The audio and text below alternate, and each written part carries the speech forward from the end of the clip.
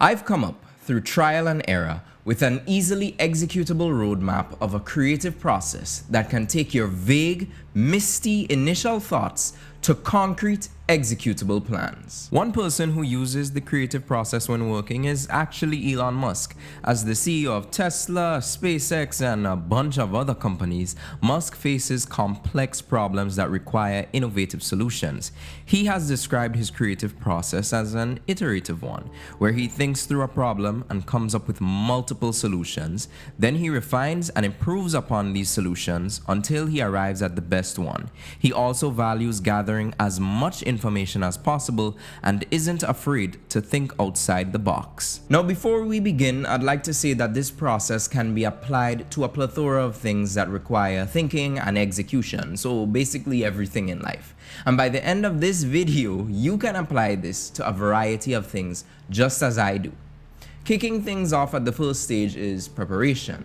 That will carry us over to the ideal development stage, which will lead us into the critical or evaluation stage, and finally we close things off with the elaboration or soft test stage. Let's start with number 1, preparation. Now, this is not about getting your favorite coffee to a brew and preparing a warm couch for you to start drafting, but if that helps you, then hey, do you. But at this stage, we're on about absorbing as much information about the topic as you can. Gather, gather, gather.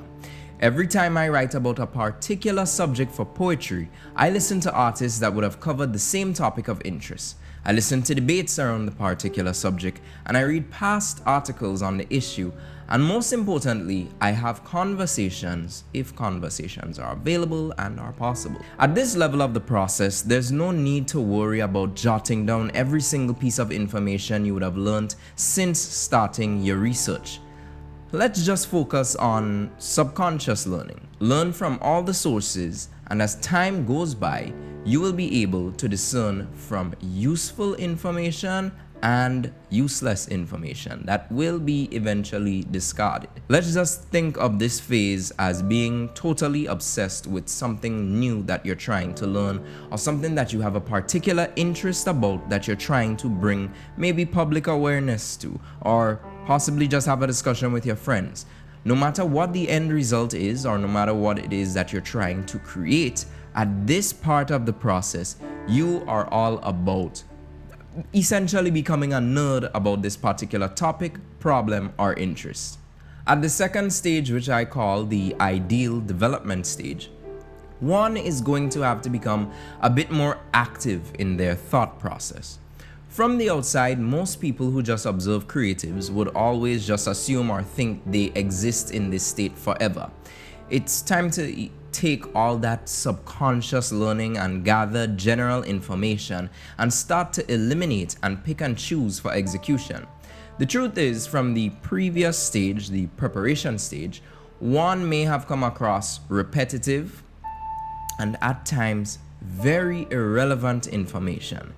Think a lot about possibly just coming across countless articles that may have been written in 2001.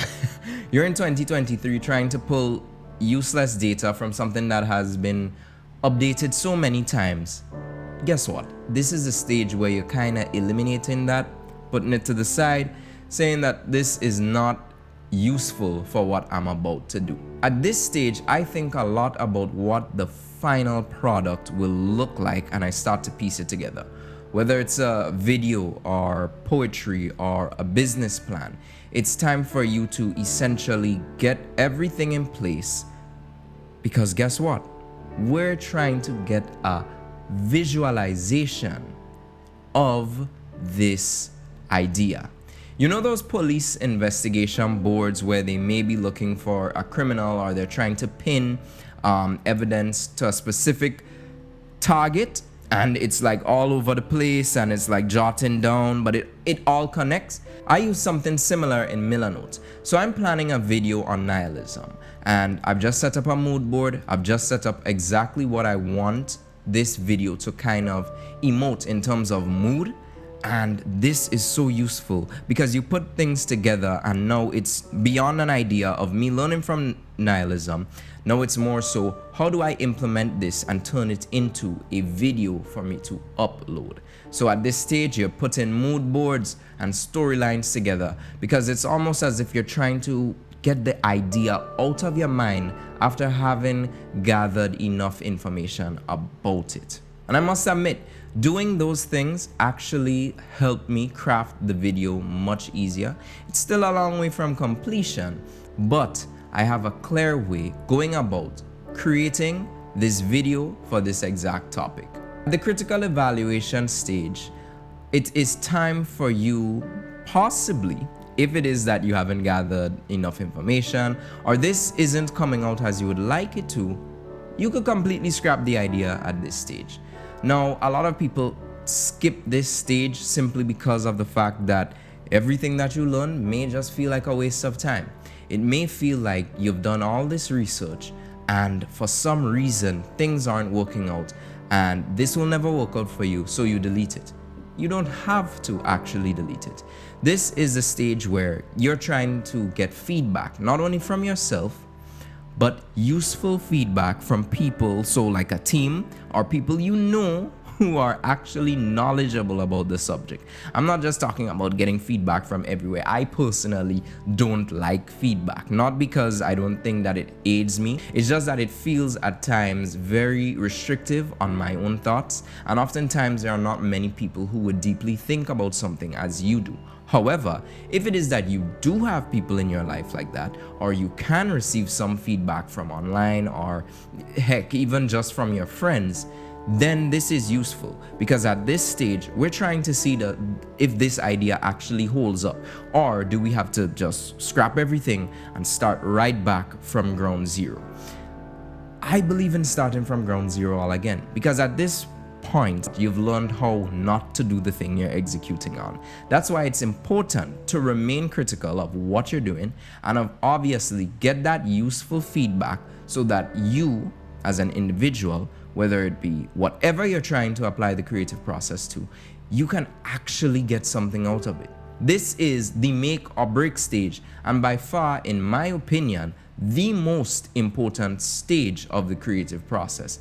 Don't even think about the next one I'm going to be talking about. Obviously, it's important, but if we don't get a certain mastery of the third level of the creative process, then guess what? We are not utilizing this in its most efficient form. Remember, most people are unwilling to be criticized and are just unwilling to start over a project.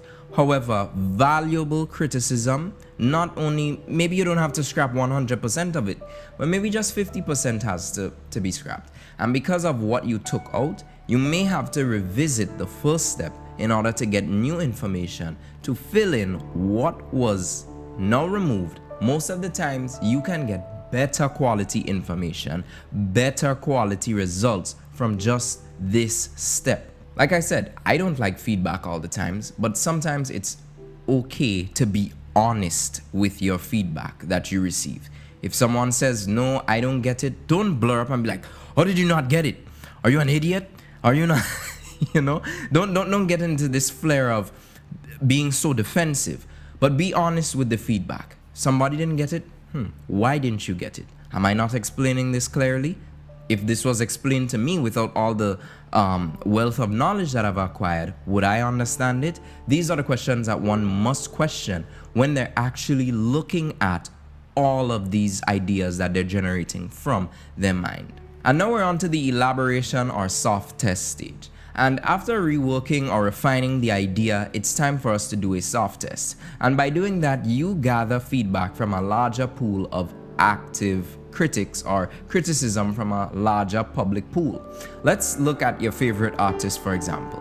How many of those beats that they actually had were scrapped? How many of those music previews ended up changing completely, or this initial song that was leaked doesn't end up on the final album? Let's look at teasers, for example. Movies do this all the time. They show us an initial shot, and by the time the final cut comes around, that shot is missing.